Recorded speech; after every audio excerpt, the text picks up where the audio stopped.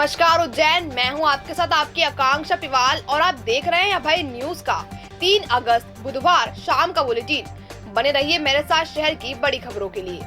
इस बुलेटिन के प्रायोजक है आरके डेवलपर्स। शानदार घर खरीदें अब अपने बजट में। पानी निकासी के लिए फ्रीगंज क्षेत्र में स्थित मधुर डेयरी का ओटला नवनिर्वाचित पार्षद के पति द्वारा तुड़वाने का मामला तुल पकड़ रहा है।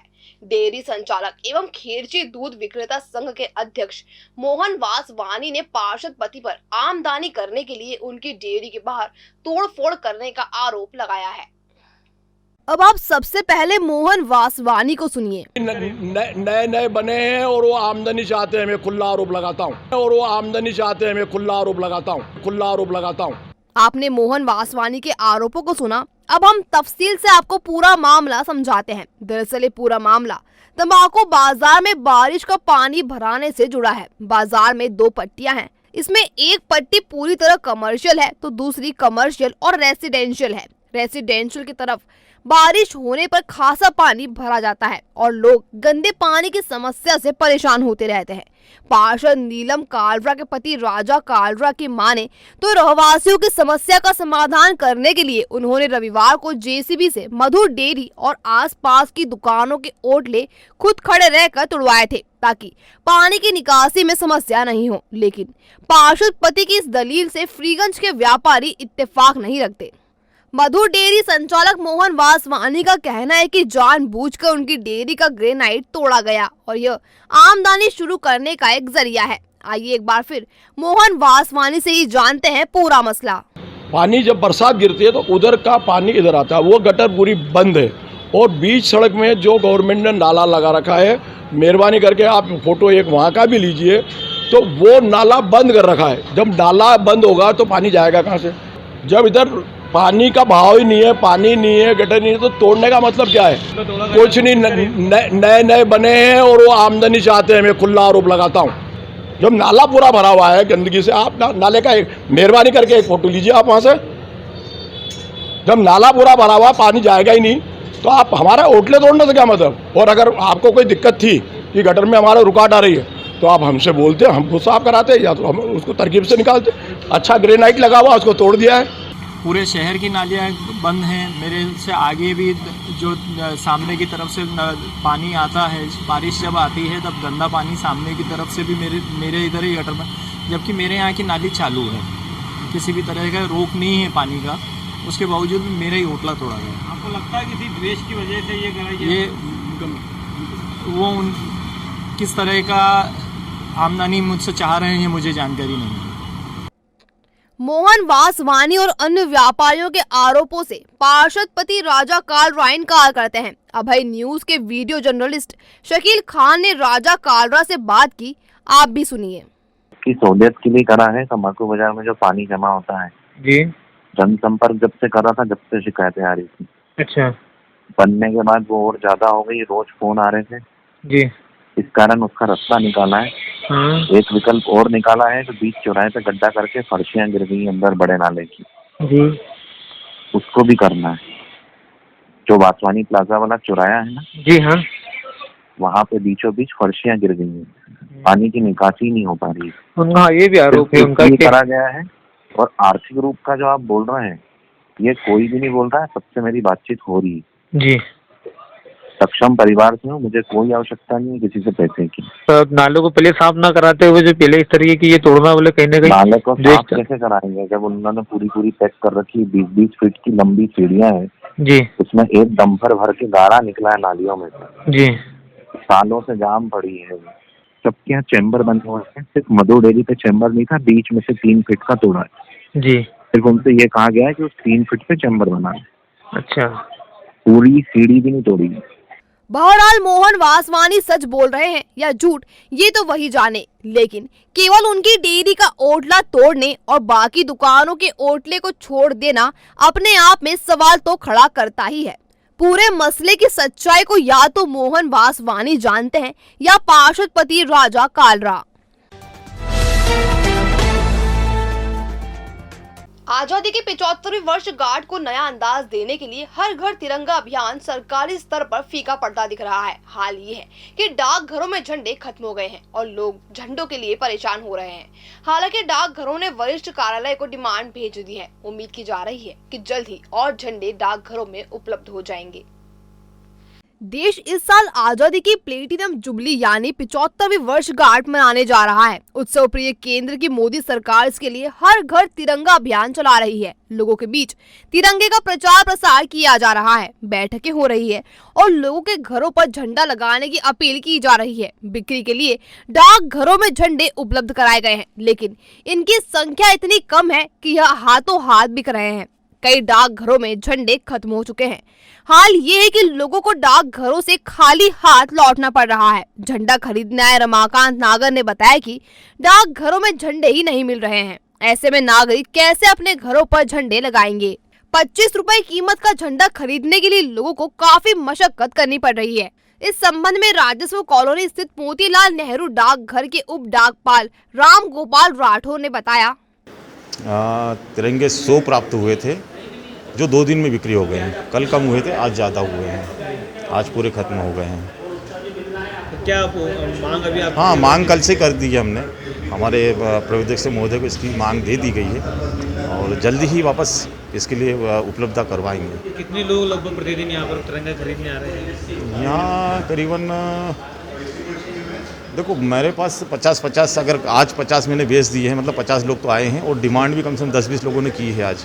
अभी वो लगातार हाँ, लोग लगातार इसके लिए संपर्क कर रहे हैं कि हमें झंडा चाहिए, पर वो 10-20 लोगों ने अभी आज हमारे पास आए थे। कितनी संख्या में आप और आपने मांग की है?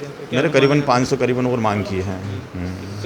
उज्जैन की सभी ब्रांचेस में यही स्थिति? नहीं, सभी में कम। हाँ, कब ये वरिष्ठ कार्यालय ने जितने सबको सप्लाई किए सारे सब दूर खत्म होने जा रहे हैं, ऐसा मुझे अनुमान है।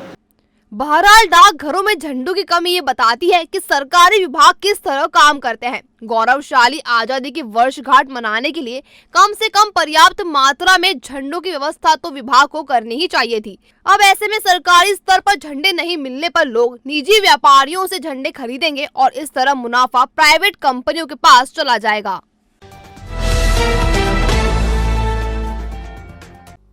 8 महीने पहले पति के दोस्तों की हवस का शिकार हुई एक महिला पर आगर के महिला थाने के पुलिसकर्मी समझौते का दबाव बना रहे हैं। आरोपियों की गिरफ्तारी नहीं होने से डरी सहमी महिला ने आईजी से फरियाद की है। महिदपुर के लसूड़िया गोयल की रहने वाली महिला 31 दिसंबर को बच्चे की इलाज के लिए गुरुखेड़ी गई थी। वहां से लौटते समय फंटी पर लौटिया जुनारदा में रहने वाला पति का दोस्त विक्रम सिंह लौटिया और गेला खेड़ी का देवी सिंह सोंधिया मिले। दोनों ने महिला से कहा कि वह बस का इंतजार क्यों कर रही है, उसे बाइक से छोड़ देते हैं। उनके झांसे में आई महिला गाड़ी पर बैठ गई तो आरोपी उसे लसूड़िया गोयल ना ले जाते हुए आगर जिले के बिपिया ले गए। यहाँ के बडले के पास स्थित नाले में ले जाकर डरा धमका कर दुष्कर्म किया। महिला जैसे तैसे घर पहुंची और पति को पूरी जानकारी दी। पहले तो पुलिस प्रकरण दर्ज करने में आनाकानी करती रही, बाद में 7 जनवरी को FIR दर्ज की गई। आगर के महिला थाने की पुलिस ने अब तक आरोपियों को गिरफ्तार नहीं किया है। उल्टा वह लोग महिला पर समझौता करने का दबाव बना रहे हैं। ऐसे में महिला पति के साथ उज्जैन पहुंची और आईजी को आवेदन दिया। मेरी घटना ये हुई है कि देव सिंह और विक्रम सिंह दोनों ने मेरे साथ बलात्कार किया था। उसके बाद में कोई सुनवाई नहीं हो रही है, थाने में भी नहीं हुई, IG DIG किधर भी नहीं हुई। 8 महीना हो गया। वो विक्रम सिंह धमका रहा है, वो बोलता है कि तुम्हारे पति को जान से मार दूंगा। कौन है विक्रम सिंह? आपके पहले पहचानते हो उनको? नहीं, मेरे पति का दोस्त था इसलिए पहचानते थे। घर आना जाना था, दुकान पे क्या आना जाना? नहीं, दुकान पे आना जाना था, घर नहीं आते। पुलिस वाले कोई जो नहीं कर कार्रवाई कुछ भी नहीं हो रही हमारी, नहीं हुआ। कहाँ पर है वो दोनों? फरार है या फिर यही घूम रहे थे? गाँव में ही है। गाँव में ही है? हाँ, यही कि उसको डाल दो जेल में, और क्या। तो IG और DIG कुछ नहीं कर रहे। कालिदास अकादमी का पंडित सूर्य नारायण संकुल हॉल गुरुवार को भारतीय सिनेमा के प्रख्यात पार्श्व गायक किशोर कुमार के गीतों से गूंज उठेगा। मौका होगा किशोर दा के जन्मदिन का। इस लेजेंडरी सिंगर की याद में शाम 7:30 बजे बाहर एक किशोर कार्यक्रम का आयोजन किया जाएगा, जिसमें उज्जैन सहित इंदौर, देवास और मुंबई के गायक अपनी आवाज का जादू बिखेरेंगे। किशोरदा फैंस क्लब के संरक्षक राजेंद्र नागर और सचिव कुलदीप सिंह क्षत्रिय ने बताया कि कार्यक्रम पिछले 15 वर्षों से लगातार आयोजित किया जा रहा है। इस बार KDFC सम्मान मुंबई की गायिका प्रोदीप्ता मुखर्जी और उज्जैन के संगीतकार गौरी शंकर दुबे को प्रदान किया जाएगा। अतिथि नव नियुक्त महापौर मुकेश टटवाल, अपर कलेक्टर संतोष टेगोर, अमय शर्मा, शफीक खान, राजेश अग्रवाल, मधुसूदन भारद्वाज, सरबजीत सिंह, संतोष लालवानी और दीपक विजयवर्गीय होंगे। कार्यक्रम में प्रेम कुमार मुंबई, शोमा मुखर्जी, सुनील कुमार, पंडित हेमंत व्यास, प्रीति दीक्षित, गिरीश मकवाना, पीयूष चंदेल, रवि चौबे, नरेंद्र ठाकरे अपनी सुरीली आवाज का जादू बिखेरेंगे। खास बात ये होगी कि इस बार श्रोताओं को भी अपनी गायकी का हुनर दिखाने का मौका मिलेगा। संचालन की बागडोर सिमरन तिरवार संभालेंगी। इधर किशोर दा के जन्मदिन पर बसंत विहार में दूध जलेबी का भोग भी लगाया जाएगा। भविष्य की चिंता छोड़ो, पंडित गोविंद गुरु से नाता जोड़ो। ना कोई पैसा ना कोई फीस, बस लीजिए गुरु जी का आशीष। आज ही जाने अपनी हर समस्या का समाधान। संपर्क करें 9827030415 या 9302230415। हमारा पता 8 अलगदाम कॉलोनी, सावे रोड, उज्जैन।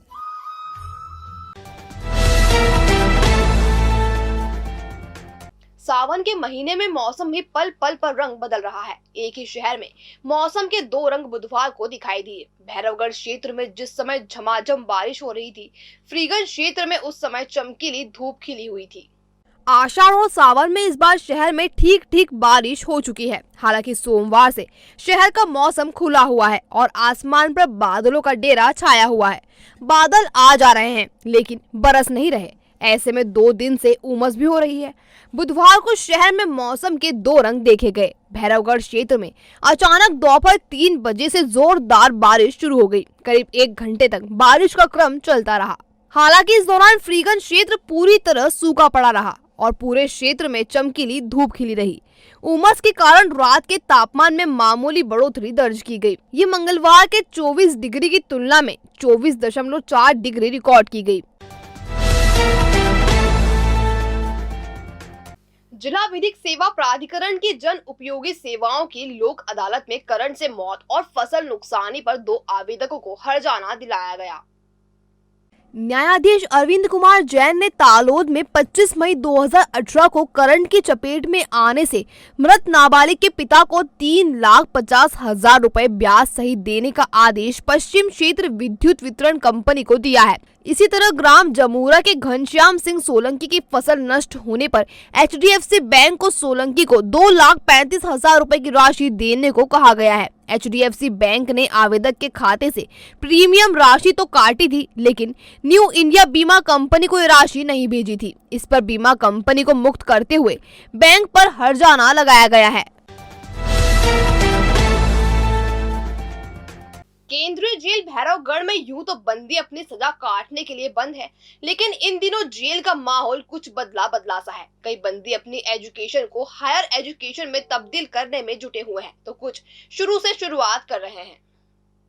केंद्रीय जेल में संचालित शैक्षणिक गतिविधियों के तहत जुलाई से सितंबर तक परीक्षा सत्र आयोजित किया जा रहा है। इसमें इंदिरा गांधी राष्ट्रीय मुक्त विश्वविद्यालय इग्नू नई दिल्ली से BA फर्स्ट, सेकंड, थर्ड और CAFN पाठ्यक्रम में 59 बंदी शामिल हो रहे हैं। इसी प्रकार मध्य प्रदेश भोज मुक्त विश्वविद्यालय भोपाल के तहत MA, MBA, MSW, DNHI और CHR कोर्स में 31 बंदी परीक्षार्थी के रूप में शामिल हो रहे हैं। इसी तरह से इग्नू के CAFN, CAFE, CRD कोर्स में 108 बंदियों ने प्रवेश लिया है। वहीं 121 बंदियों को साक्षर कार्यक्रम में शामिल कर राष्ट्रभाषा प्रचार समिति वर्धा के तहत कक्षा 2, 5वीं और 8वीं में प्रवेश देकर साक्षर किया जा रहा है। और अब खबरें दे दनादन।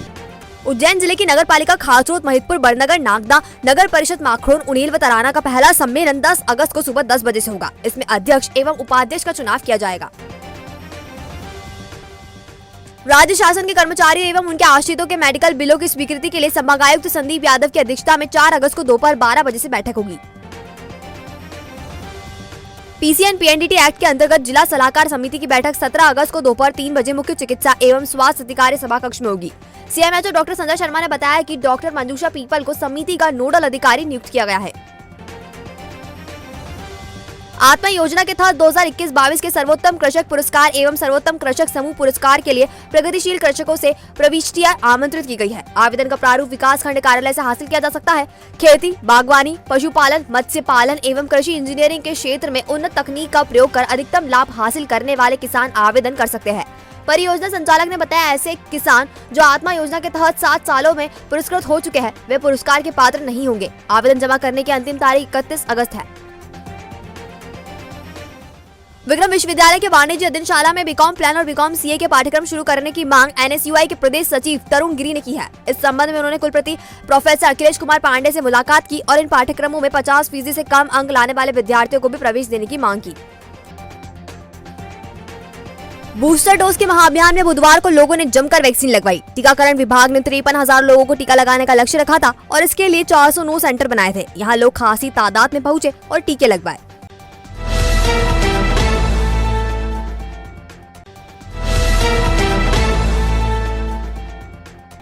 तो आपने देखा अभय न्यूज का आज का बुलेटिन। अगर खबरों को लेकर आपके पास कोई फीडबैक हो तो हम तक कमेंट सेक्शन या इनबॉक्स के जरिए जरूर पहुंचाएं। कल फिर मुलाकात होगी नए बुलेटिन के साथ। तब तक के लिए नमस्कार।